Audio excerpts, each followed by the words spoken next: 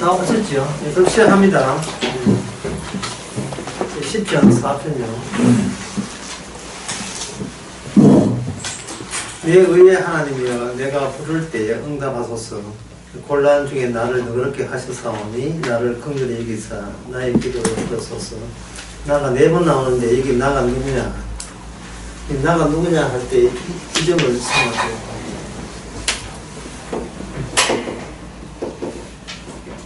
동질성과 정체성이 달라요. 이게 다르다. 이걸 생각해야 됩니다. 동질성과 정체성이 다른 것은, 동질성이라는 것은 내가 생각한 나는, 이건 남이 나에게 심어준 거예요. 심어준 나예요. 심어준 나. 나는 나라 하는 것은, 나하고 같이 관련성 있는 남과 관련해서 남이 나한테 원하는 것을 내가 구축했을 때, 이건 동질성, 남들이 이야기하는 내가 생각하는 내가 나다라고 남의 의견을 규합하는 거죠. 근데 정체성은 이건 몰라요. 내가 진짜 누군지 모르는 겁니다. 정체성은 이건 누구 몫이냐 하면 이건 하나님의 몫이에요. 특히 성도한테는 하나님의 몫입니다. 지금 여기서 그 10편 4편에 보면 다윗의 시잖아요. 그럼 1절에 벌써 나가 4번 나온다. 그러면 누가 봐도 이 나라 하는 것은 다윗이다 라고 하죠. 그건 동질성이에요. 다윗의 그 타인은 누구냐 하면 사울입니다. 사울이고, 사울과 마주하면서 그때마다 다윗 본인이 본인을 생각하는 것. 전부 다 이게, 나라는 것을 구성하는 요소가 돼요. 사울도 그렇고, 다윗 본인도 마찬가지고. 예를 들어서 이게 이걸로 말인데 쉽게 이해하면, 나는 나다라고 할 때, 근데 나는 나다 할 때 이건 의미 없어요. 나는 나니까, 나는 나지 뭐가 되겠어요. 나는 어떤 인간인가? 일단은 의미가 있어요. 어떤 인간인가? 이거는 본인이 하면 안 되고 남들이 이야기를 해줘야 돼요. 남들 보기에 나는 어떤 인간인가? 그 남들이 뭐냐면 사울이거든요. 사울은 뭐냐면 다윗의 적입니다. 적한테 몰릴 때, 미움받을 때, 특히 밉상받을 때, 그 밉상으로 인하여 내가 다시 나를 생각하게 돼요. 난 도대체 무슨 짓을 해서 이렇게 밉상받지? 남이 없으면 이게 정리가 안 된다니까, 남이 없으면. 나는 훌륭한 할머니라고 생각했는데, 애가 할머니한테 안 가고 할아버지한테 간다. 도대체 내가 생각한 나는 괜찮은 할머니인데, 왜 내한테 가지 않고 할아버지한테 가지? 그럼 내가 뭔가, 걔 눈에 내가 생각하지 않은 다른 게 있는 모양이야. 이래야 되는 겁니다. 그래서 이 사람이 주위에 남이 없으면 나도 같이 사라져요. 이게 이제 치밀현상이라고 하는데, 주위에 아무도 없으면 내가 사라지면서 사라지는 것이 아쉬워서 옛날 나를 붙드는 걸 아주 이걸 우울증이라고 합니다. 옛날에 내가 그리웠던 보통 옛날 나는 잘 나갔던 나야. 남한테 사랑받고, 나가면 너한테 하고 친구야 하고, 아이고 누구야 하고 이렇게 알아주는 그런 나가 그렇게 해줬던 주위 사람들이 죽든지 헤어지든지 떠나든지 가버리면 나는 나를 구축할 수가 없어가지고 옛날 나를 그대로 연속 이어진다고 생각하면서 나를 붙드는 거예요. 그걸 가지고 영어로 하면 이게 뭐냐면 폼이야. 폼, 형식이라 하는 겁니다. 형식. 그래서 이 동질성은 항상 형식을 가지고 구축하게 되어 있어요. 형식을 가지고 구축하게 되는데, 이 형식이 이게 하나님의 정체성, 진짜 나라가 누군지를 아는 정체성 앞에서 이 형식은 놓아져야 됩니다. 이게 다 경계선에 허물어져야 돼요. 그 허물어지는 가장 적절한 표현은, 제가 보기 적절한 표현은 바로 그 프라이팬 위에 있는 치즈 맛, 치즈 있죠. 그걸 프라이팬 딱 놓고 올려버리면 분명히 막인데 이게 노가 없어지죠. 나라의 형식을 갖추기 위해서는 남들이 이야기할 때, 남들이 이야기하면서 나가 있다면 나의 내용, 요령이 형식이가 폼으로 이걸 치즈막이라 합시다. 그냥, 치즈하다. 치즈를 했는데, 이게 허물허물, 이게 결국은 녹아져 버려야 되죠. 근데 남이 있는 이상은 이 치즈막이, 사실 치즈막보다 더 단단한 시멘트 막이 어떤 간에 남이 있으면 이게 강력하게, 이게 오히려 더 강하대요. 굳어져요. 혼자 있을 때는 긴장을 풀다가 남이 옆에 딩동하고 누지는 면이면 갑자기 자기 경계선 타임 경계선이 굳어지잖아요. 굳어져가 이게 뭐 진짜 이게 50개 그래 달린다는 근육이 땅땅해지고 그렇습니다. 자기를 미워하고 자기를 불편한 사람이 올 때는 갑자기 근육이 긴장이 되어버려요. 수축이 되어버려요. 힘들어요. 근데 자기가 마음에 드는 사람 같으면 이게 치즈막처럼 녹아져 버려요. 모든 것이 이제 경계를 내려놓습니다. 내려놓으면 그 다음부터는 뭐냐 하면 자기 타인이 이야기하는 그것이 쏙쏙 들어오게 되면 그것이 나의 동정심이 되는 겁니다. 그래서 참 인생이라는 사는 게 보람이 자기가 좋아하는 사람하고 늘 이렇게 같이 있는 것이 비록 이게 자문서에 나오는 이야기거든요. 채소를 먹고 살아도 지 좋은 사람이 있으면 그것이 최고다 했어요. 근데 고기 먹고 살아도 자기 꼴보기 싫은 사람만 하면 더는 못 살아. 되게 힘들어요. 정말 힘듭니다. 네.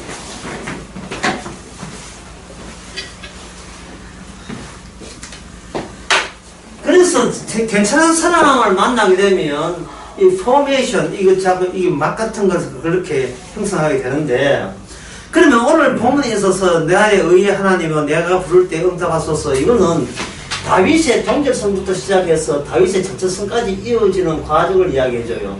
다윗의 이 말은 동질성 같으면 다윗의 이야기지만 사실은 다윗의 이야기가 아니고 다윗 속에 있는 예수님의 이야기예요. 다윗은 우리하고 똑같아요. 자기 자신밖에 몰라요. 그런데 주님께서 다윗을 다루어서 다윗 안에 있는 그 내용물이 사실은 예수님 자신에 관한 이야기라는 진짜 정체, 자기의 본질, 그걸 알게 하는 겁니다. 쉬운 예로 성도가 교회에 왔다. 성도가 주님 앞에 왔다. 성도가 처음에는 이제 인간이죠. 인간이 주님 앞에 왔을 때 인간은 자기의 육적인 요소를 그대로 가지고 와요. 그 주변에 자기가 사귀었던 많은 타인들, 남들이 생각했던 그러한 성격을 가지고 나 이렇습니다 하고 오죠. 뭐 대표적인 것은 베드로, 성질급한 베드로, 요한, 야고보 이런 사람 와요. 오는데 주님께서 성령을 줘버린다 이 말이죠. 성령은 누구 마음이냐 하면은 예수님의 자기 정체성을 이야기하는 겁니다. 예수님 마음을 줘버리면 이 베드로는 나중에 사도가 되면 이 껍질만 남아요. 껍질은 남고 안에 내용은 성령이 역사하기 때문에 주께서 원하는 대로 마음대로 다룰 수가 있습니다. 이게 어떻게 베드로에게 해당되느냐 아니면 오늘날 성도한테도 해당되는 겁니다. 전에 내가 통절성을 유지하려면 옛날 통절성이라는 말을 이렇게 어렵게 했지만 사실 이 말로 적절한 말이 없어요. 왜냐하면 통절성이라 하는 것은 2시간 전에 나와 지금의 나와 같다는 뜻이 통절성이거든요. 그리고 2시간 전에 나와 같고 앞으로 2시간 후에 그 나가 나일 것이라고 계속 우기는 것을 통절성이라 하는 겁니다. 이 나라 하면서 아까 이제 폼을 딱 재어서 이쪽까지는 나고 저쪽은 나가 아니다 이렇게 되는 거예요. 근데 정체성이 되어버리면 이 동절성이 나가 뭐로 보냐 이 껍질로 바뀌죠. 껍데기로 바뀝니다. 껍데기로 바뀌어가지고 2시간 전에 주께서 저를 다루신 것처럼 앞으로 2시간 후에도 주께서 저를 다루실 거니까 내 인생에 대해서 내 운명에 대해서 저의 운명은 아예 잘 될 것이라는 게 아니고 나의 운명은 아예 없습니다 돼야 돼요. 운명이 있어버리면 애정은 골치 아프지요. 천국 가는 건 골치 아프긴 하잖아요. 만약에 천국 매년 내가 하는 것이 따로 동조등 돼버리면 15년 뒤에 천국 간다면 15년 동안 내가 성도로서 유지를 해야 되는데 이게 얼마나 우리에게 무거운 짐이 됩니까? 중간에 치매 걸리면 어떻게 할 거예요? 보통 문제 아니거든. 치매라는 게 뭐냐 하면, 남의 타인의 기억에서 멀어지면서 자기 자신의 기억에서도 멀어져요. 치매가 저 아들 못 알아본다. 이 정도 같으면 치매가 그저 중간쯤 되는 건데, 정말 치매가 심한 것은 내 자기 자신을 못 알아봐요. 그럼 그냥 죽을 때 다 되는 거죠. 그냥 육신의 껍데기만 있는 거예요. 그게 죽음 상태죠. 나는 죽을 때 웃으면서 찬양하면서 죽을게. 이러면 정상이죠. 그런데 치매 걸리면 나는 죽을 때 주님 보시기에 어떻게 웃겠다는 그것도 치매 걸리기 돌아가시기 전에 5년 전에 이미 다 바닥났어요. 다 써먹었어. 이제 그때부터는 예수가 누군지도 몰라요. 그다음부터는 내가 뭘 할 것도 몰라요. 그냥 자다가 그냥 숨 헉하다가 돌아가시는 거예요. 대비할 타이밍도 손에 쥘 수가 없어요. 그냥 죽어버리는데, 미리 폼나게, 폼이죠, 폼나게 무식해 죽는 그것도 이제는 그 계획도 실패로 끝나요. 인간은 껍질입니다. 인간은 껍질이에요. 갑자기 차 사고 나가 뒤집어져 죽어보세요. 폼나게 죽는 게 어디였어요? 아니, 또 자기 자신이 동질성이 있으니까 난 죽을 때는 자식들 모아놓고 예수님 간증하며 죽어야지라는 되지도 않는 그런 망성을 끊고 있잖아요. 죽는데 인간이 죽는다는 것은 자기를 나와버리는 거다 말이죠. 성령께서는 미리 그걸 놓게 만들어요. 십자가로 와서 나는 죽고 내 안에 그래서 산다 하는 것을 미리 경험케 하는데, 아직 우리는 이 동질성이 다윗처럼 동질성 남아있기 때문에 정체성과 치열하게 싸움 벌고 있습니다. 계속 우리는 정체성이 이거는 내 마음이 아니고 누가 집어넣은 마음이기 때문에 우리는 이것을 정체성을 자꾸 그게 정체성에 눈 돌지 않게 돼요. 나 그런 몰라. 나는 남들이 나를 인정해주면 그걸로 오케이. 남들이 나를 인정해, 자식이 나를 인정해주고 남편이나 아내가 나를 인정해주고 교인들이 나를 인정해주면 난 오케이 되는 거예요. 우리 그 목사님이 아까 오시기 전에 이야기하는데, 교인이 10명 이상, 10명, 15명 좀 됐다 하던가 했어요. 그럼 15명의 교인의 목사예요, 본인은. 근데 하나둘 빠져나갑니다. 13명의 목사였다가 12명의 목사였다가 5명의 목사였다가 지금은 몇 년 모르겠습니다만 한 명의 목사였다. 그렇게 하니까 서목사님이 그 사람도 언제 간다는 거예요. 보세요. 나의 동질성은 저보다 15명이었는데, 이건 제로의 목사이라고 교수 몇 명인데 없으니까 이게 된단 말이죠. 그러면 나의 동질성은 뭐냐면, 교인이 하나도 없는 그런 목사가 되어버려요. 하지만 그렇게 해가서 우리 자기의 소망이 멈추지는 않지요. 그래도 한 2년 후에는 한 10명 올 걸 이래단단 말이죠. 그래, 이게 뭐냐면 계속해서 과거 했던 그 기억에 있는 자아를 고집스럽게 계속 이어가고자 하는 거예요. 계속 이어가고자. 그래도 지금은 없지만 한 2년 뒤에 되면 또 뭐 이렇게 여기서도 설령 나왔다 소리 듣고 막 쭉 해가지고 10명 들어올 수 있다. 그 기대를 계속 하는 이유가 뭐냐면, 그래도 나는 가수다. 나는 목사다. 이런 게 나는 계속 가는 겁니다. 이게 이 모습이, 이 다윗의 모습이 예수 그리스도와 치열하게 싸우고 있는 겁니다. 다윗은 사울에게 쫓긴다고 하지만 사울에게 쫓기는 게 아니에요. 다윗은 진짜 다윗 되게 하시는 주님한테 쫓기고, 그리고 주님의 원수, 주님과 싸우는 자는 본인이 고집하는 본인 걸 놓지 않기 때문에, 그걸 쥐고 있기 때문에 주님과 날마다 싸우는 겁니다. 사울이 적이 아니고 내가 나의 적이 되는 거예요. 나의 정체성이 적이 되는 겁니다. 동질성 유지하기 때문에. 이거 시편 4편에 나오는 나의 의의 하나님은 내가 부를 때 응답하소서 할 때, 이게 대표적으로 이것을 왜곡되게 정말 어처구니없이 잘못된 해석이 뭐냐 하면 바로 나 자신을, 이 다윗을 나와 동일시 한다는 겁니다. 나의 의의 하나님 내가 부를 때 응답하소서. 이게 이제 금요일날 저녁에부터 시작하는 커피 석장 마시고 하는 거 있잖아요. 기도해요.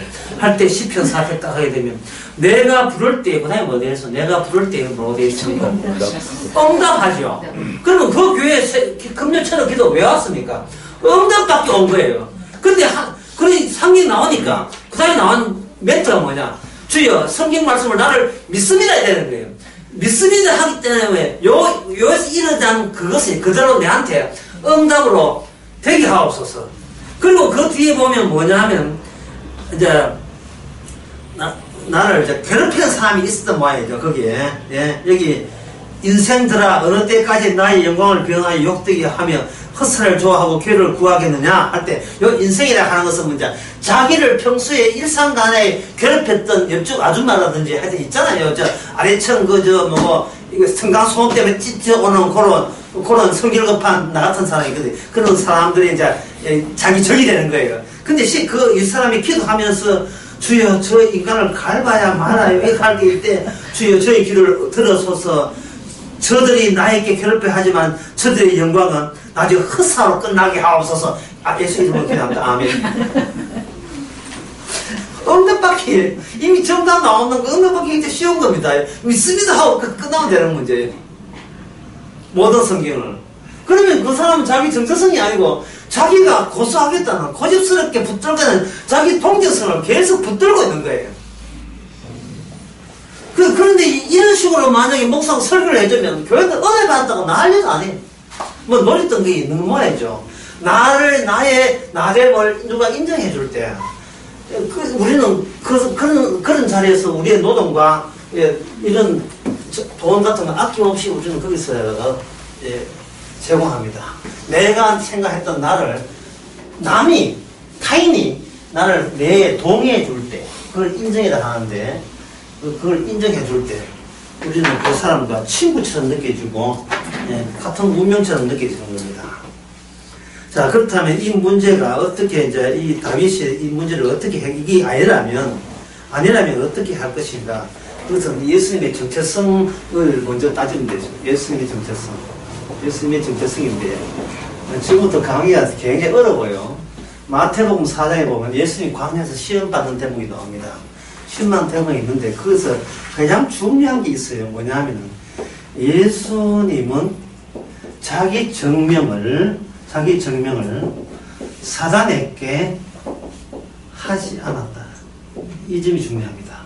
첫 번째, 예수님은 사단에게 내가 하나님의 아들인 것을 사단에게 증명하지 않았어요. 증명은 누가 하느냐? 사단이 예수님을 메시아라고 인정하고 사단이 그 메시아에 대한 그러한 자료, 정빙 자료를 사단이 제공한다는 사실이에요. 두 개의 문장을 여기 싶으면 차이점이 차이점이 아니고 어떤 내용인지 아시겠습니까? 광야에 갈 때 누가 가게 하냐면 성령이 가져가셨어요. 그래서 성령께서 누구를 붙여줬냐면 사단을 붙여줬습니다. 예수님은 자기 존재 증명을 할 이유가 없어요. 내가 누구냐 하는 것은 내가 이렇다고 하는 우리 아까 이야기하는 동질성. 이 동질성이 예수님한테는 이게 필요치 않아요. 모든 인간들은 동질성에 붙들고 삽니다. 남한테 인정받을 때 그게 내가 비로소 안심이 돼요. 아, 나는 이런 사람 맞구나 라고 안심이 된다고. 그래서 남 앞에 나설 때 너희들이 이야기한 나가 바로 그 나야 라고 그 사람들에게 소개가 돼요. 소개가 된다고. 그 명함 같은 게 그런 게 아닙니까? 명함에 어느 회사 과장 이름이 나와야지 주위에 좀 이름이 나오면 명함에 안 되잖아. 왜냐면 보편성이 떨어지고 일반성이 떨어진다고. 명함에다가 주고 이런 건 또 안 돼요. 직업이 있어야 돼요. 여러분 방송에 아주머니도 나올 때 꼭 직업 없는 사람이 주고 이래 나와요. 그러니까 직업이 있으면 반드시 직업이 나온다고요. 그렇죠. 여자는 주부로 일단 없을 때 주부지 뭐가 있으면 산부인과 의사라든지 내과 의사가 딱 나오지 주부 이거는 이래 안 나온다 이 말이죠. 상대방의 호감을 상대방에게 생각하는 그 업그레이드 더 이상의 자아가 남들이 인정해주는 그 자아로 자기가 집중력을 가져야 되니까 그래요. 집중력을.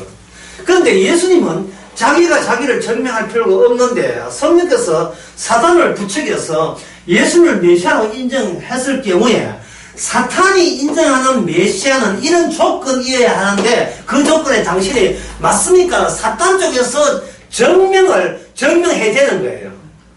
그래서 성도를 하면 안 돼요. 성도가 자기가 믿는 대로 하면 안 됩니다. 십자가 말이 이것 때문에 갈라졌거든요. 이거는 목사는 예수를 안 믿는다. 이것 때문에 갈라졌어요. 그 사람 예수를 믿습니까? 내가 물었어요. 그래서 내가 그 답변 안 했어. 그런 거는 내한테 묻는 게 아니다는 거예요. 이래 하니까 예수는 이거는 목사는 예수 안 믿는지 안 믿는지 모르는 사람이라 해가지고 갈라졌거든요. 주님께서 사탄을 우리 주변에 계속 두는 이유가 뭐냐 하면은 너가 증명하는 것은 이게 전부 다 이거는 가짜가 되기 때문에 그래요. 인간은 동질성에서 못 벗어납니다. 동질성이 나기 때문에 남들의 시선이, 남들의 요구사항, 남들의 내한테 인정하는 것이 뭉쳐져서 솜사탕처럼 뭉쳐져서 그게 나기 때문에 나는 거기에 아무 내용이 없어요. 남들이 인정한 대로 내가 그냥 따라줄 수 있기 때문에 진짜 나는 주변에 나가 뭘 요구하느냐에 따라서 그때그때 나가 그때그때 변동되기 때문에 진짜 나는 몰라요. 따라서 그 나의 정체성이라고 하는 것은 내가 결정하는 게 아닙니다. 나는 이렇다. 후와요, 아예모 뭐 하잖아요. 후와요, 아예모 뭐 갈로 네모 한다. 이 네모에 우리가 들어갈 게 아무것도 없습니다. 이것은 누구 소관이냐 하면은 주님의 소관이에요. 신약의 갈라디아서 로마서에 하는데 이걸 뭐라고 하냐? 우리 죄인으로 집어넣는다니까, 죄인으로. 죄인으로 집어넣을 때 감사해야 돼요. 왜냐? 주님은 의를 부른 게 아니고 죄를 불러왔다. 그래서 죄를 불러왔다 하는데, 죄를 불렀다는 말을 좀 알기 쉽게 하면 앞에다가 뭘 집어넣었어요. 나는 의를 부르러 오신 분이 아닌 그분의 보시기에 죄인이다 또 하면 되는 거예요. 참 쉽지요. 그러면 이런 정체성에서 그 다음에 중요한 것은 뭐냐 하면은 기능이 나오는데, 이 기능은 나의 동질성에서 나오는 남들의 시선을 의식하고 남들이 내한테 집어준 체면과 명예에 따라서 내가 행동을 조절하는 그런 기능이 아니고 주님께서 일반적으로 집어준 정체성에서 나온 기능이 나와요. 이게 뭐냐 하면 주의 기능이 나옵니다. 메시아 기능이 나와요. 그래서 성도는 안에서 메시아 기능이 나오게 되어 있습니다. 성령을 통해서 메시아 기능이 나온다고. 이 오늘 본문이 다윗에게만 해당되는 게 아니고 오늘 우리에게 다 해당되는 겁니다. 아까 제가 빠른 이야기 했지만 우리에게는 운명이라는 게 필요치 않아요.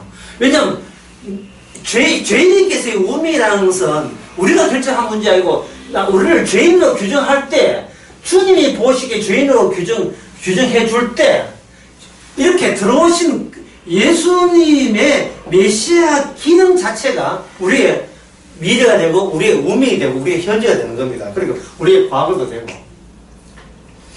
그러면 사탄은 예수님을 메시아라고 인정하고 네가 메시아이거든 이렇게 하나 이렇게 했거든요. 네가 메시아이거든 돌이 떡대기 하라, 메시아이거든 뛰어내려라, 그 다음에 이렇게 했는데 메시아이거든 할 때는 뒤에 붙는 말이 뭐냐 하면 이 사탄이 기대하는, 사탄이 인간 세계를 장악하면서 거짓되게 심어둔 인간들이 기대하는 메시아 상이 따로 있어요. 그걸 그대로 예수 그리스도와 일치되는지를 대조를 시키는 거예요. 그거 하나고 예수님께서 광야에서 시험을 받은 겁니다. 예수님을 사탄만 지켜보는 게 아니고 모든 인류가, 모든 그 당시 유대 사회가 예수 그리스도를 다 지켜보는 거예요.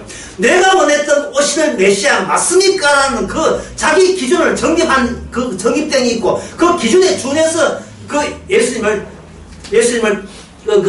파악하고자 하는 겁니다. 파악하고자 하는 겁니다. 그렇게 되게 되면 그 당시 사탄에 종속된 인간들, 이것이 광야의 시험이, 시험으로 끝나는 것이 아니고, 사탄했던 시험 끝났지만, 십자가 질 때까지 일반 사회에서 예수님은 동일한 시험을 계속 받습니다. 그래서 일단, 대장이 사탄이니까, 사탄한테 시험 받고 난 뒤에, 예수님과 사탄 사이에 시험이 있었다는 그 테스트가, 예수님의 십자가 질 때까지 계속해서 주변에 테스트가 이어지는 그런 삶을 예수님이 사시는 거예요.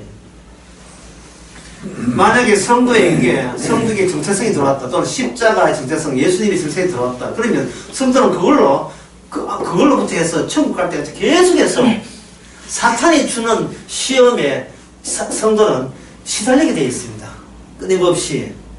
그 시험의 기준이 뭐냐? 두 가지 기준. 사탄이 이야기하는 메시아상, 어떤 메시아상이냐? 이것은 바로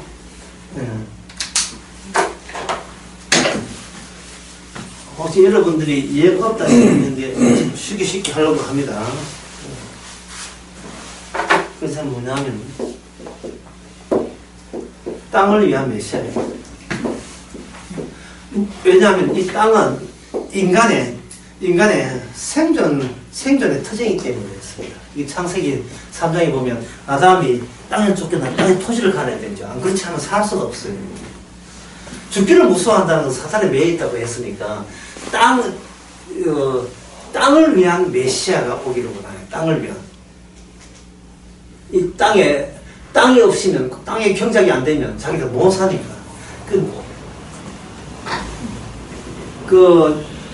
땅은 뭐냐면, 무슨 요소가 있냐면, 쫓겨 난 결과성이거든요.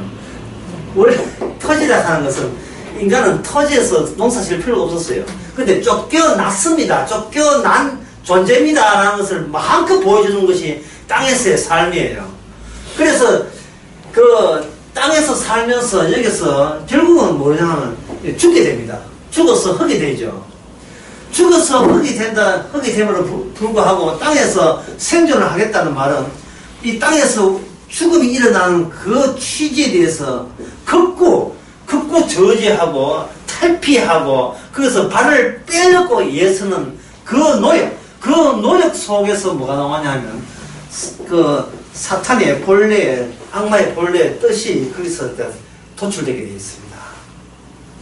어떤 일을 하더라도 살아야지라는 그 말 속에는 사탄의 요구 조건이 거기에 함유되어 있습니다. 어떻게든 살아야지. 결국 죽는데, 죽을 때 죽더라도 살 때는 살아야지 할 때는 거기에 사탄이 뭔가 의도했어요. 그러면 묻죠. 왜 죽어야 될 인간이 왜 삽니까? 그거는 묻지 말고 하거든요. 그거는 묻지 말고 화나다가 그것도 더 화가 내면 니는 그러면 죽고 싶어 막 이래 막 반대로 막 공격해 들어오죠.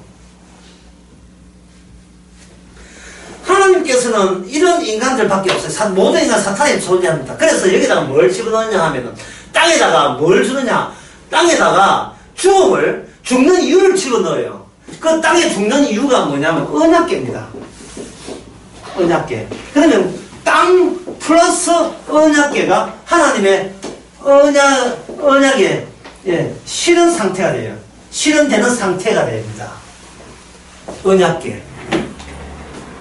근데 언약궤의 특징은 뭐가 되냐 하면 깜깜한 데 있어요.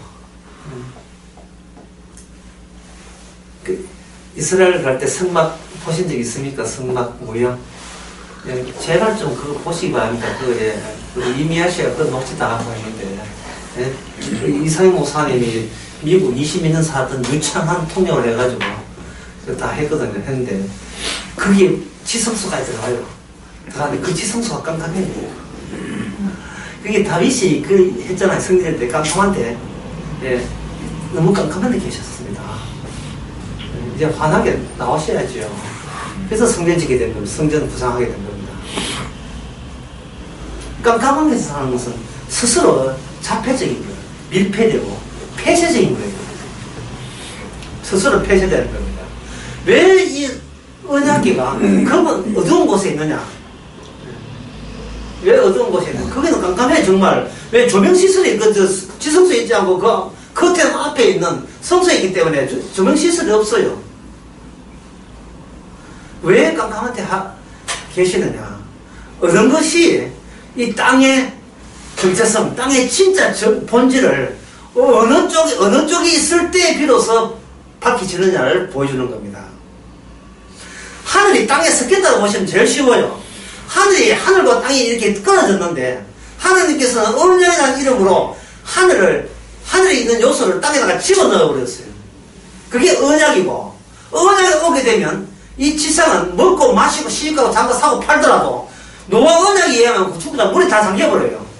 엄청난 저주가 심판인 겁니다. 그들이 먹고 마시고 시갈 때 뭐 눈물 좀 속이고 뭔가 남에게 해코지해서 그렇게 멸망한 게 아니에요. 땅 자체가 멸망의 요소의 표현들이기 때문에 땅이 열매이기 때문에 땅과 더불어 멸망하는 겁니다.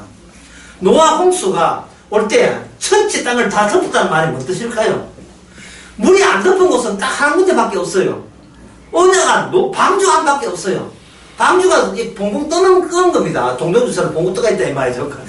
홍수 위에 갑자기 동동주이 위에 나오는 봉봉 떠고 있는 거예요. 떠고 있다는 말은 다 삼켰다는 뜻이거든요.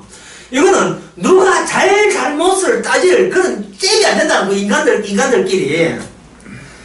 왜냐면 인간은 땅에 밀착해서 살아야 되기 때문에요.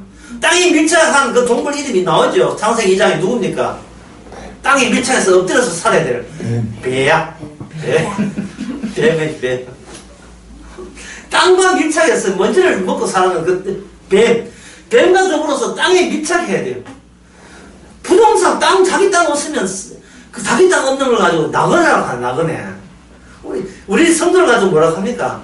나그네 하잖아요. 뭐냐, 네가 있을 곳이 없다 이 말이거든요. 그런데 서울에 예수 믿는 사람 자꾸 가나다만 일만 갈 이유를 모르겠어. 또 있어도 가나다도 이민 간 사람도 가능하겠지만 참 가나다, 뉴질랜드, 호주, 예. 그것도 모자라면 방주 만들기 해가지고 땅 파가 핵전쟁 대비해서 7년 반 7년 반 핵전쟁 대비해가지고 하는데 땅은 이 호소하게 되어 있어요. 땅은 죽음을 내뿜게 되어 있지 피할 곳은 없습니다. 요한계시록 나오죠. 산들아 바위들아 나를 덮쳐도 주님 재림에 다시 오실 예수님의 영광을 도저히 피할 구석이 없습니다. 안 피하면 돼요. 피할 곳이 없으면 안 피하면 되지요. 그 원인은 뭐냐 하면 우리가 땅 없이는 못 산다는 그런적인 자기 정체성 때문에 그렇습니다. 땅과 인간이 한 통속이에요. 왜냐하면 죽으면 땅으로 돌아가기 때문에, 죽으면 흙으로 돌아가기 때문에, 땅은 흙으로 되어 있고 인간도 흙이고 흙에서 와서 흙으로 돌아가는 거예요. 땅과 분리가 되지 않습니다. 땅이 저주받으면 그 땅만 믿고 사는 우리도 같이 저주받는다는 거예요. 저주받아요. 예수님께서 광야에 시험 받을 때 세 번째 시험이 그거였잖아요. 세상의 모든 영광을 내한테 줄게, 나한테 절해라. 절할 이유가 없어요. 왜냐하면 저주의 왕을 저주의 왕에게 왜 절할 이유가 저주받으라고 절합니까? 그럴 필요가 없잖아요. 그래서 주님께서 이야기할 때는 이 시편은 다윗 언약이거든요. 다윗 언약이 있어서 이 언약궤가 함께 있다는 데서 다윗은 주목을 합니다. 사실은 다윗이 주목하는 것이 아니고 언약에 의해서 다윗이 자기의 동일성에서 자기의 자아성, 정체가 너무 어렵다 했어요. 자기의 자아성에서 진짜 자아를 찾아가는 정체성으로 옮겨가는 작업에 이 언약궤, 다윗 언약이 여기에서 개입하게 되어 있습니다. 다윗 언약이. 그 언약 개입하면서 다윗은 자기가 죄를 짓는 것이 아니고 아예 처음부터 나는 죄인으로부터 출발했다고 이야기를 하죠. 그렇게 되면 다윗은 뭐냐 하면은 이 저주받은 땅에 하늘의 언약과 유일하게 만나는 언약 지짐이 돼요. 언약 지짐이 되면서 본인은 뭐가 되느냐 하면 죄인이 되는 겁니다. 죄인과 무엇의 하늘의 언약의 죽음과의 결합, 죄인과 죽음과의 결합에서 뭐가 나오냐 하면 바로 천국이 그래서 나오는 거예요. 하늘에 올라간다고 천국 나오는 게 아닙니다.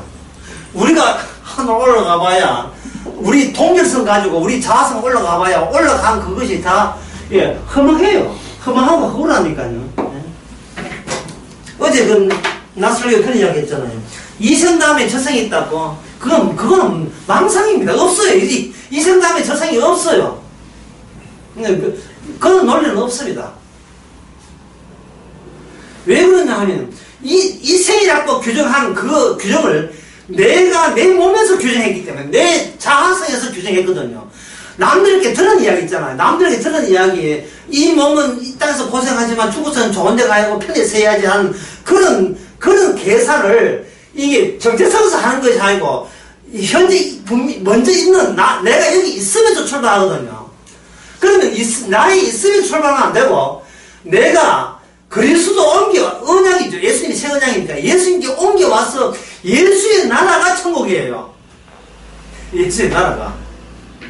내가 가고 싶은 나라가 천국이 아니고, 나가 예수의 나라를 옮겨가면서 거기서 나가 소실돼야 돼요. 나는 죽고 내 안에 그리스도가 살아야 된다 이 말이죠. 내가 소실되면서 내 꿈과 희망과 내 소망과 내 믿음과 이 모든 것들 같이 이게 나라는 것과 없어진 것과 같이 없어져 버려야 돼요. 그야말로 우리 주님 앞에서 치매 환자가 돼야 됩니다. 껍질만 남아야 돼요. 가라 하면 가고 오라 하면 오나이나 돼야 돼요. 이 껍질 가고 생각하는 거 참 믿어지기 생각하는데 믿어서 그 해물탕에 막 탁탁 뜨면 막 뜨거운 거 막 튀기잖아 막 하지만 볼 안에 뭐 있다 싶으면 깨물 보면 안에 막 껍질만 남잖아요. 톡톡 튀지는 맛은 있지만 입천장 다 뒤입니다. 그 해물탕 먹으면 오늘 믿어도 나오는지 몰라.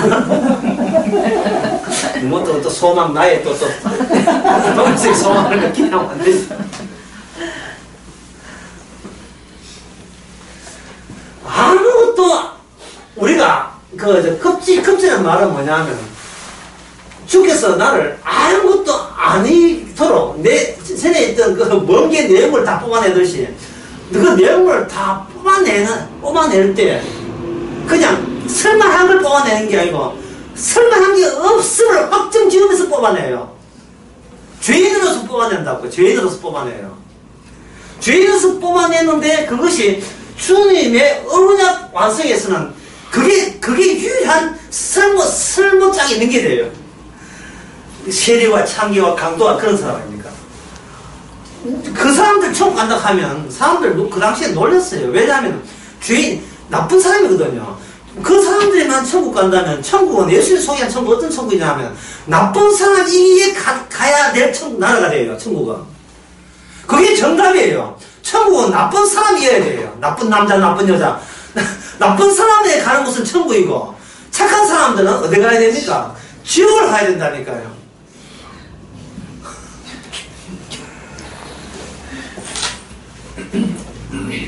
그러니 시편 4편 보고 철학기도 하면서 나의 의의 하나님은 내가 부를 때 응답하소서 나를 의인되게 하는 이러면 전부 다 이건 지옥 가는 하나의 주문에 오는 것과 똑같아요. 이렇게 열중하면 점점 더 지옥에 가까워지는 거예요.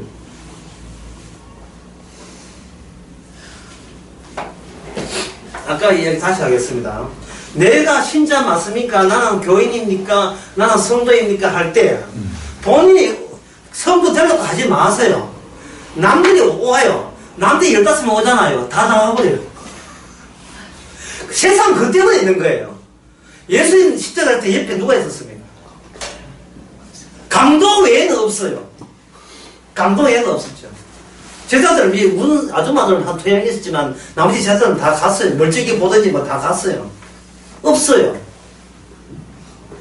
그게 바로 그 상황이 그게 그대로 우리 속에 들어와야 돼요. 외로워야 되고 사실 외롭다는 말도 다 건방진 말이에요.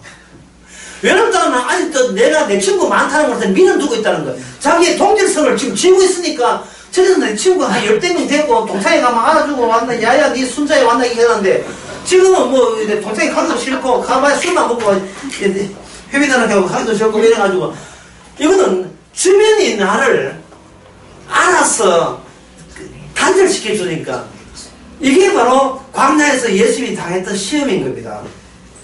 나는 주의 종이다. 꺼져라 사탄아. 뭐 이런 필요 없어요.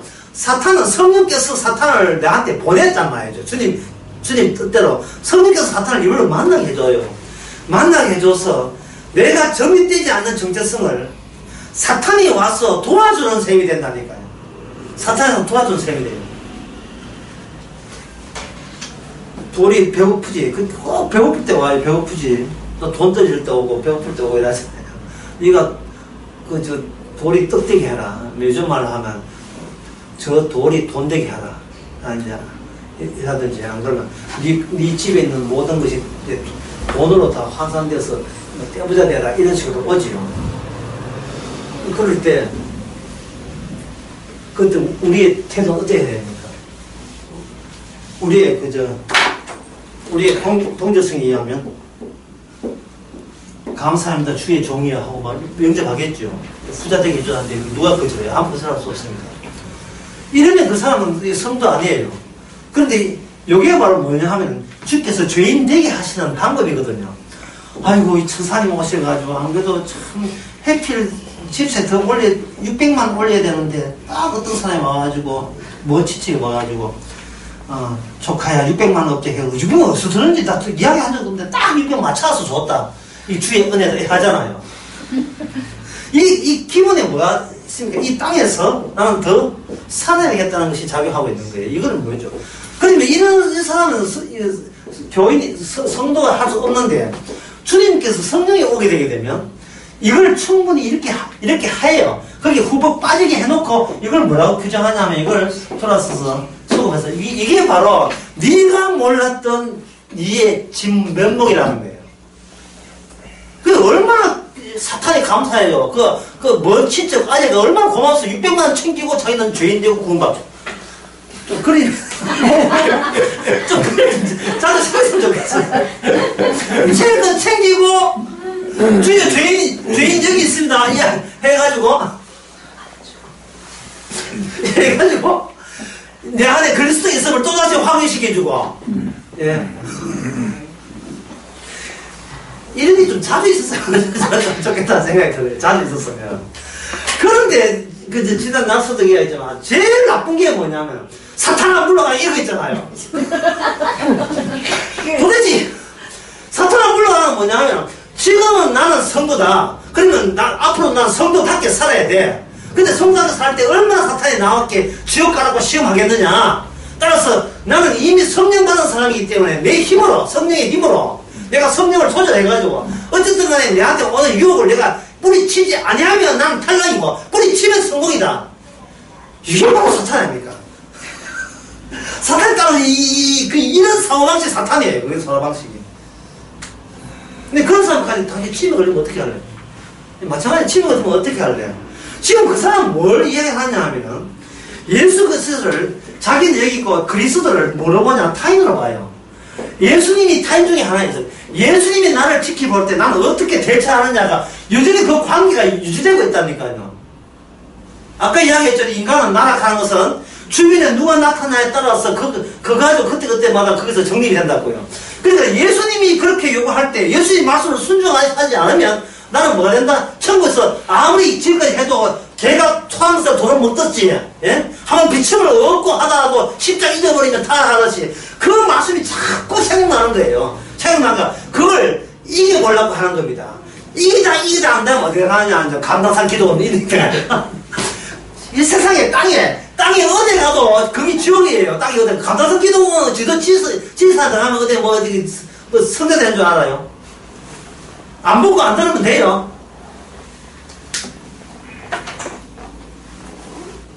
이 세상 우리가 피할 길이 없습니다. 이 모든 것이 뭐냐면 자기 정명이에요. 자기 정명. 지난 낯설게 했지만 모든 인간들이 자기 정명을 하는 거예요.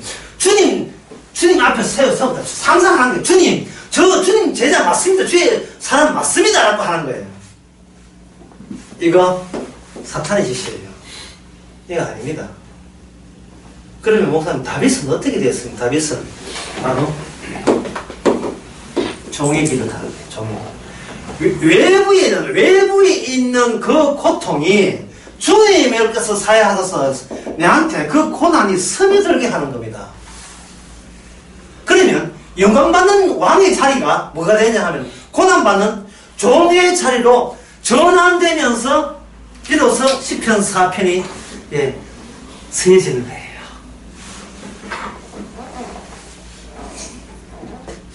내가 구원받겠다가 아니라 주께서 나를 언약을 이루기 위해서 서시는 거예요.